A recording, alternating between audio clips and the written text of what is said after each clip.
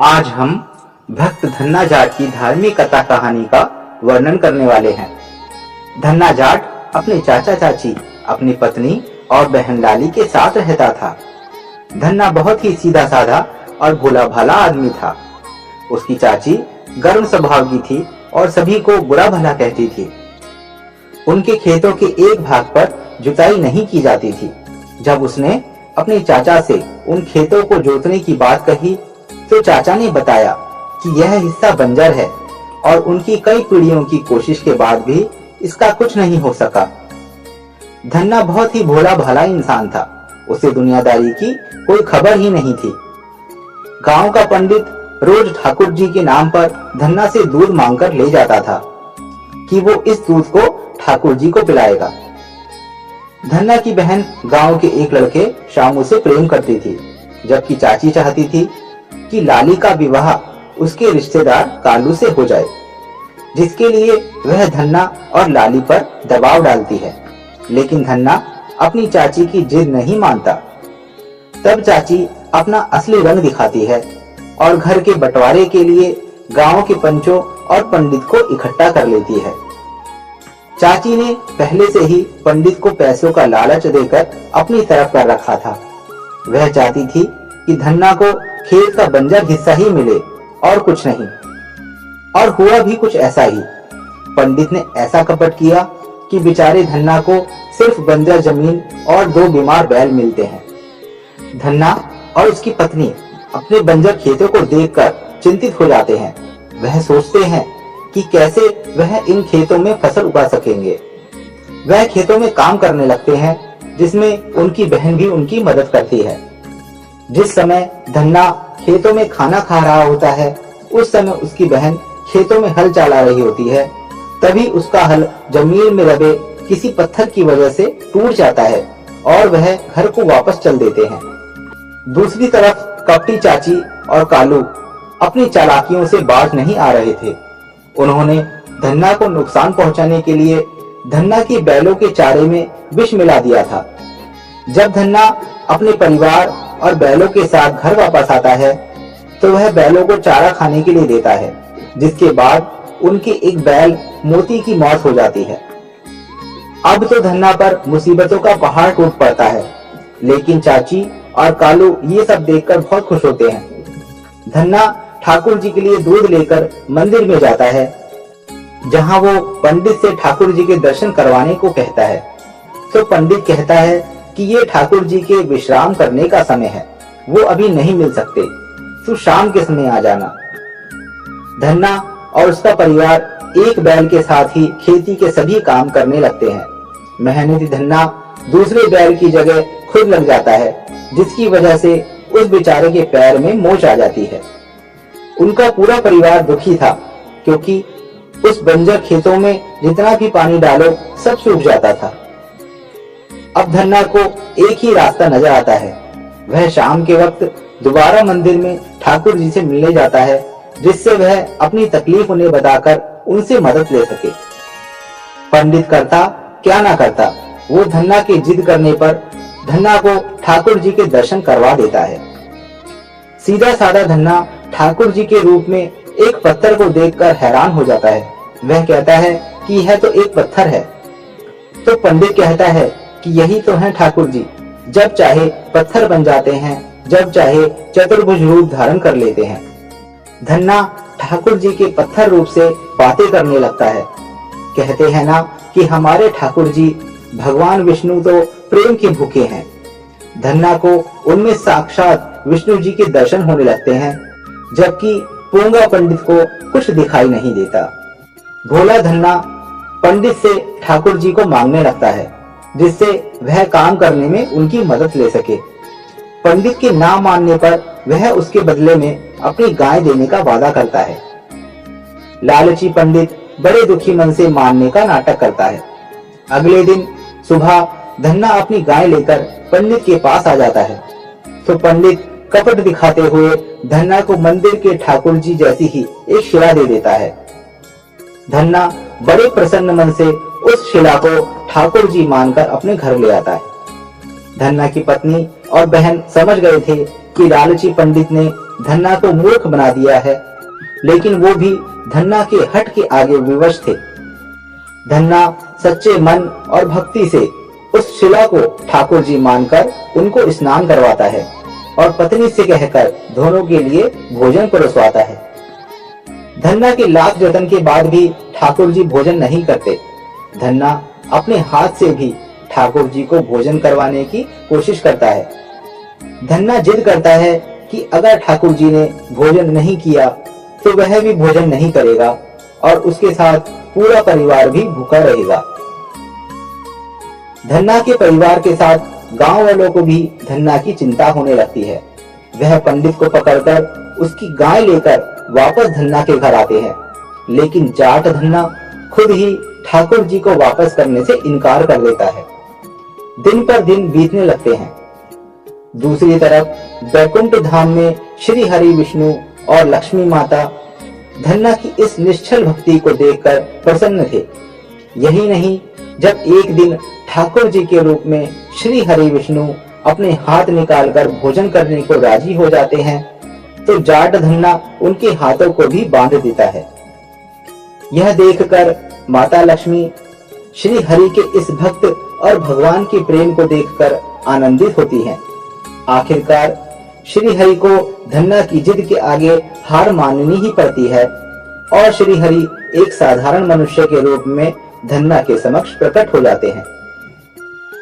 वह प्रेमवश धन्ना को सेठ कहकर पुकारते हैं। धन्ना उठता है तो ठाकुर जी को देखकर बहुत खुश होता है। वह उन्हें रूखा सूखा जो भी बना था भोजन करवाता है। श्री हरि भी प्रेम से भोजन करते हैं। उसके बाद धन्ना उन्हें खेतों में काम करने के लिए ले जाने लगता है, लेकिन ठाकुर जी के चमत्कार से वह केवल धन्ना को न जगाते हैं। धन्ना ठाकुर जी को सबसे मिलवाता है, लेकिन कोई उन्हें देख नहीं पाता। सभी गांव वाले सोचते हैं कि धन्ना पागल हो गया है। धन्ना और ठाकुर जी खेतों में काम करने लगते हैं। ठाकुर जी बैल के साथ जुट जाते हैं और अपने चमत्कार से पूरे खेत को जल से भर देते हैं। यह देखकर धन्ना बहुत खुश होता है, लेकिन उस भोले भाले की समझ में यह नहीं आता कि ठाकुर जी ही साक्षात श्री हरि विष्णु हैं। वह दोनों घर वापस आ जाते हैं, जहां उनकी पत्नी और बहन पहले से ही चिंता में थे। जब वह दोनों सो रहे होते हैं तो ठाकुर जी एक और चमत्कार दिखाते हैं। वह खेतों में जाकर चमत्कार से पूरे खेतों में रोपाई के बीज बो देते हैं। धन्ना भी सुबह उठने पर ठाकुर जी को ढूंढता है और खेतों में आ जाता है। धन्ना कहता है कि अकेले ही सारे काम कर लिए, मुझे भी साथ ले आया होता। तो ठाकुर जी कहते हैं कि आप सेठ और मैं नौकर, मेरा तो काम ही आपकी सेवा करना है। धन्ना कहता है, ठाकुर मैं तेरे लिए रूखी सूखी लाया हूँ, जो है खा लो। ठाकुर जी कहते हैं, अपमान के हलवा पूरी से इज्जत की रूखी सूखी सही। दूसरी तरफ माता लक्ष्मी भी एक गाय वाली का रूप धरकर श्री हरि विष्णु के पास धरती पर आ जाती है। चाची और कालू लाली से शाम का ब्याह ना हो सके, इसलिए लालची पंडित को शामू की माँ के पास भेजते हैं। वो लग्न देखकर झूठ बोलता है कि अगर ये ब्याह हुआ तो शामू की मौत हो जाएगी। तभी माँ लक्ष्मी वहां आ जाती हैं और शामू की माँ को समझाकर पंडित को वहां से भगा देती हैं। कालू भी कहां बाज आने वाला था, वह गुंडे भेजकर शामू पर हमला करवा देता है। शामू बड़ी बहादुरी से लड़ता है और धन्ना जाट भी उसकी मदद के लिए वहां आ जाता है। वो दोनों गुंडों को मारकर भगा देते हैं। चाची एक बार फिर अपने पति से जिद करती है कि वह धन्ना को मनाए कि वह लाली का ब्याह कालू से कर दे, लेकिन चाचा एक सिरे से मना कर देता है। अब उनके घर भी लक्ष्मी माता गाय वाली के रूप में आ जाती है और चाची को माता का रूप दिखाकर उसकी अकल ठिकाने ला देती है। गाय वाली 7 दिनों में ही लाली और शामू के ब्याह की बात करती है। जब लक्ष्मी माता गाय वाली के रूप में ठाकुर जी से मिल रही होती है तो धन्ना भी वहां आ जाता है और कहता है कि तुमने 7 दिन में शादी की बात तो कह दी, लेकिन इतनी जल्दी पैसा कहां से आएगा? ना अभी फसल तैयार है और ना ही उनके पास पैसा है। तो गाय वाली धन्ना को चिढ़ाते हुए कहती है कि पैसा तो किसी से उधार भी लिया जा सकता है। धन्ना को यह विचार पसंद आता है। धन्ना गांव के सेठों के पास जाता है, लेकिन वह कर्जा देने से मना कर देते हैं। धन्ना दुखी मन से वापस आ जाता है।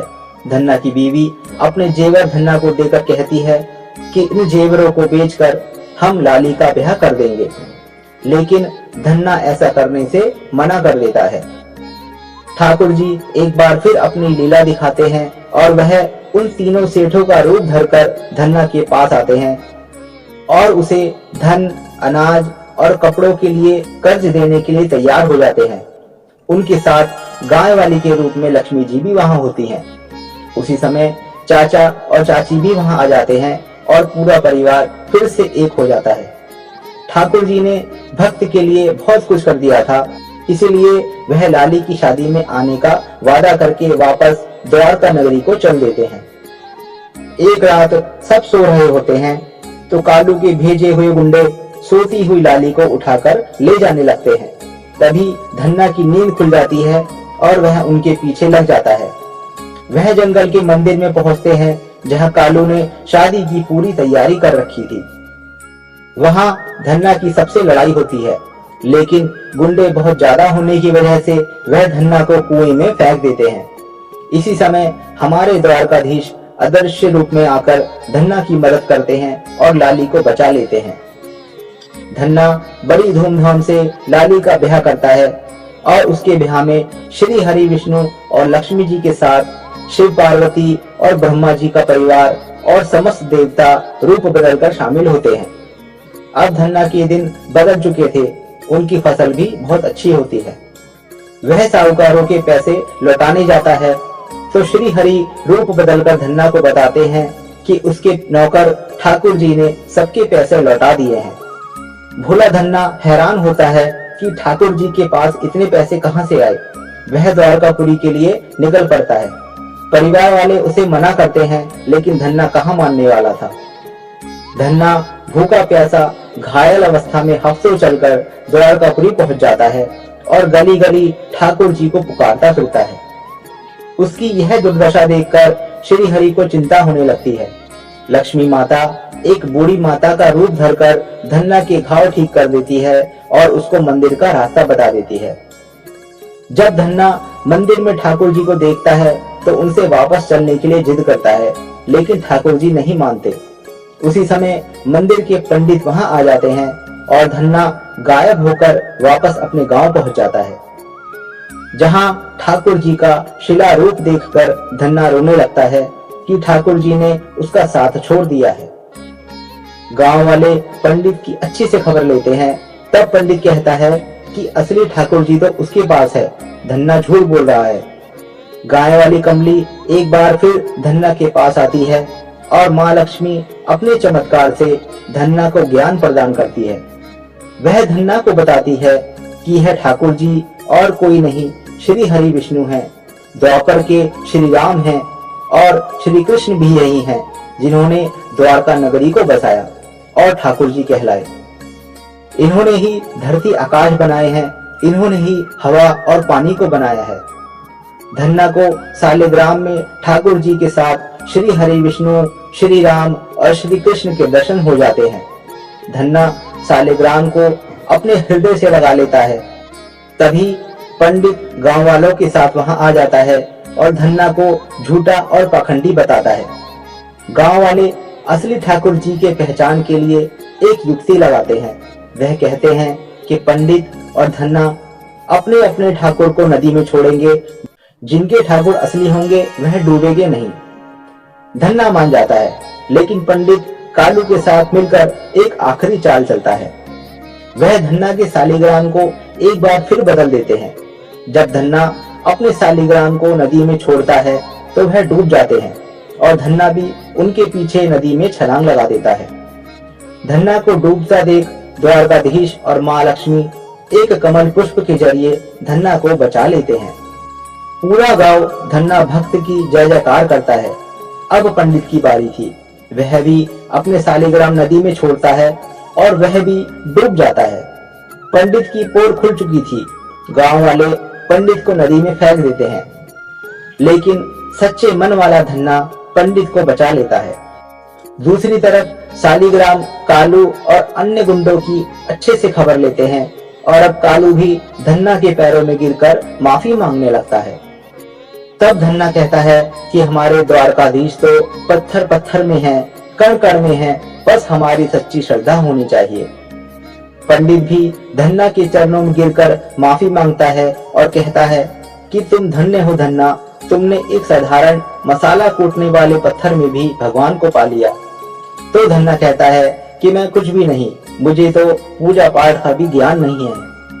धन्ना रो रो कर शालिग्राम से माफी मांगने लगता है और कहता है कि मुझ मूर्ख ने द्वारकाधीश को पहचाना नहीं और उनसे खेत में मजदूर की तरह काम करवाया, रूखी सूखी खाने को दी, इसलिए अब मुझे इसके लिए कड़ा दंड मिलना चाहिए।